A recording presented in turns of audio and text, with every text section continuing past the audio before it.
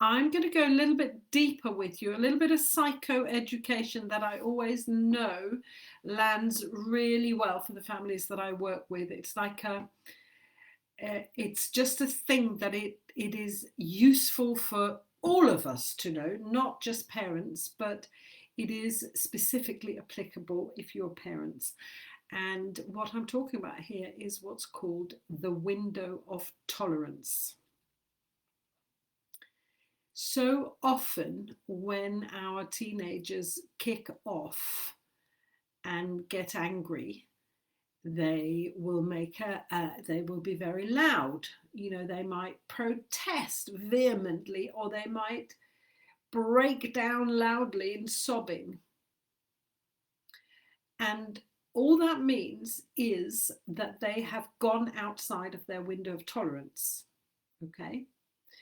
And that's information for you as parents. That's all it means. So I'll return to that in a minute, but let me explain what the window of tolerance is. So if you think, if you can you see this? So this here, that's your window of tolerance. And for a really newborn baby, that's a tiny, tiny, tiny window of tolerance. For example, hunger. Yes, newborns, babies, full stop. Certainly my little grandson, who's nearly a year, is not very tolerant when he's hungry. So this window here is what we can tolerate. Okay, get that straight. What we as humans are able to tolerate, and I want you to think like the word emotions. Think of it as energy in motion. So always movement, always in movement, energy in movement, energy in motion, emotions.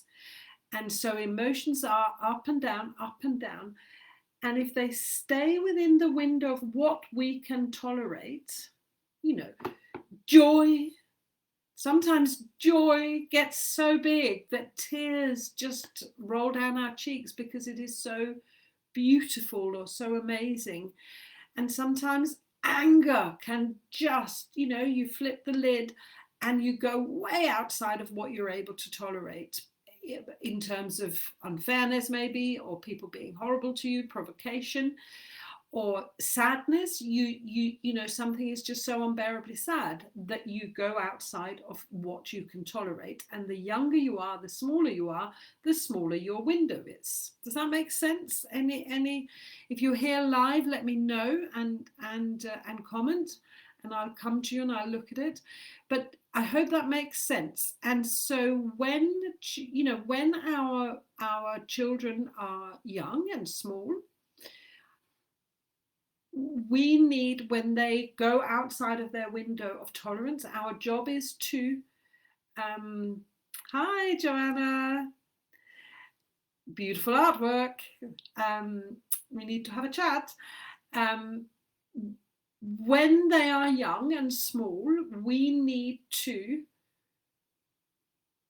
help them regulate. That's how their window of tolerance is going to get better. We need to kiss, pick them up and kiss it better, and hold them and be there for them when they're experiencing those big emotions. They need to co-regulate with our nervous system to learn that it is safe, that those big feelings are safe, and that mum can feel them, dad can feel them, and help hold those feelings. And that's what will grow that window of tolerance. But when adolescence hits, when the wild ride of adolescence arrives on the scenes, guns loaded and ready to pack a punch, that window of tolerance, it's like we in that adolescence process where they have to rise up through it. Our job becomes to hand over that process to our children, for them to learn to expand their own window of tolerance, give them the reins to learn how to feel those big feelings in a way that makes them feel safe. And that's not done by picking them up and kissing it better. because then we're taking responsibility for it. And we need to slowly hand that over to them. So we've talked about the hand brain model, Dan Siegel's hand brain model of how we have 3 brains. So here's the frontal cortex, the thinking brain. Here's the safety brain, and it runs down to the brain stem and up into the inside of the brain. And if there's danger, that amygdala will flip the lid on the thinking brain, and that's where we go outside of the window of tolerance. So the graph will go outside of what we can tolerate, and that will trigger fight, flight, flop, freeze, or freeze and flop. And these are survival mechanisms. And so what you typically see with, I would say, normally healthy teenagers is that fight and flight up here. They are the healthier options. Freeze and flop down here talks to trauma having happened in the past. So fight and flight, if they tip into, something is so unfair, or that they lose it in their raging, then our job as parents is no longer to that away, or to make it better for them, or to take charge of it, or say, well, I'm going to talk to your teacher, or let me go and talk to your friend.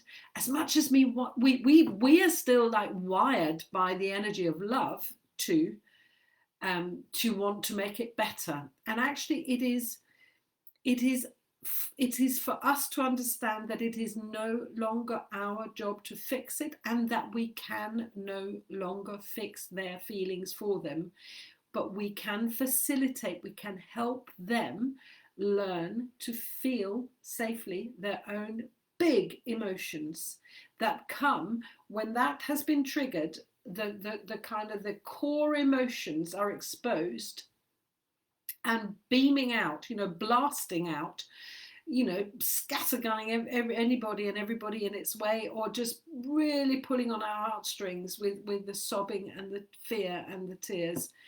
But it is not ours to fix. It is ours to observe and see and be detectives, and allow those big feelings to be there, and to help them accept them, for us to accept those big feelings so that they can accept them. And that starts with acknowledging and allowing, and maybe bringing in some words for those big feelings. Wow, I can see you're angry, or I get that you're really upset, and that has really hurt you and upset you, and that your friend was mean and horrible to you, and that's so horrible, and I'm so sorry, and it feels really big, and I'm here with you. I'm sitting here with you, and I get it, and I can give you a hug, and we can talk about it, but for now, just feel your feelings. And that is what expands their window of tolerance, millimeter by millimeter, perhaps. Those experiences of a friend rejecting them one day, and it is devastating, and then realizing, and then being allowed to feel the feeling, acceptance of the feeling by their parents, their caregiver, accepting, that feeling is real, and of course it really, really hurts. And you can feel it. You're still safe. I'm here with you. We're feeling, I am not in the boat with you, but I've been there. I've felt it myself. And I'm telling you, you will survive. And it's hard, and it's okay. And it's hard, and it's okay. And you can feel it, and allow yourself, notice where you feel it in your body. Just be really curious about those emotions. That beautiful, beautiful Rumi poem. I've got it here right by my desk. This being human is a guest house. Every morning, or every moment, every school day, a new arrival, a joy, a depression, a meanness, a dark thought, the shame, the malice, meet them at the door laughing, Be grateful for whoever comes, because each has been sent as a guide from beyond. So there's wisdom in those emotions, and we just have to become okay with them.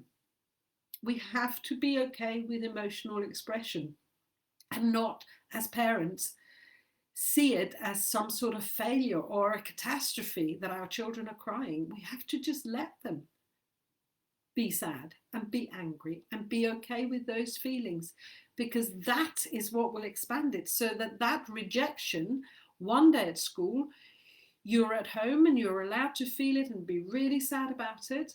And then the next day you get into school, and that person who you either thought rejected you, or they did outright reject you, they're not doing it today. And that's the magic of the energies in those moments, is that when we fully accept the feeling, the emotion, no matter how horrible it is, we are feeling it and it's in our bodies, or our children are feeling it and it's in their bodies, and we cannot feel it for them. That's impossible. Anything that's in you is for you to feel. Anything that's in them is for them to feel.